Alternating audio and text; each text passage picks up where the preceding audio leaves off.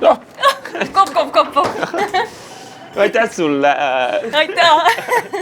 Ära tegime. Jaa. Oled õnnelik? Olen. Mina ka. Preemia. Toomas saab 4. Ei saa. Toomas ütles, et saab. See on rahul. Me tegime võrdselt tööd. Te ei teinud. Toomas ütleb, et tegime.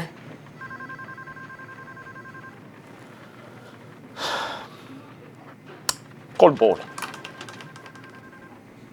Miks Toomas 4 saab? Aga teil on vaja.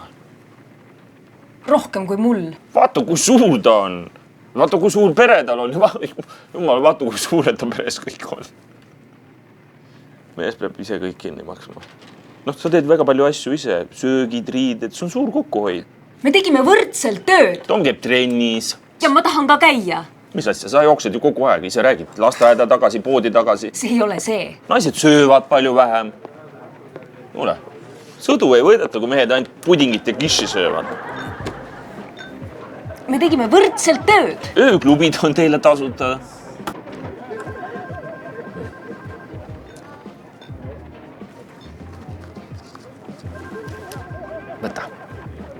Võta.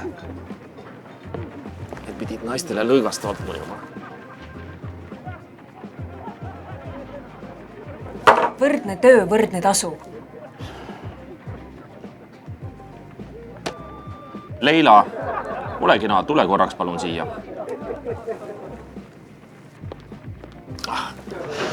Ole hea. Sa oled meil siin juba ju 60-ndatest. Ütle, kas sa oled kunagi saanud sama palju palka kui mehed? Sama palju. Sama palju kui mehed? Sama palju.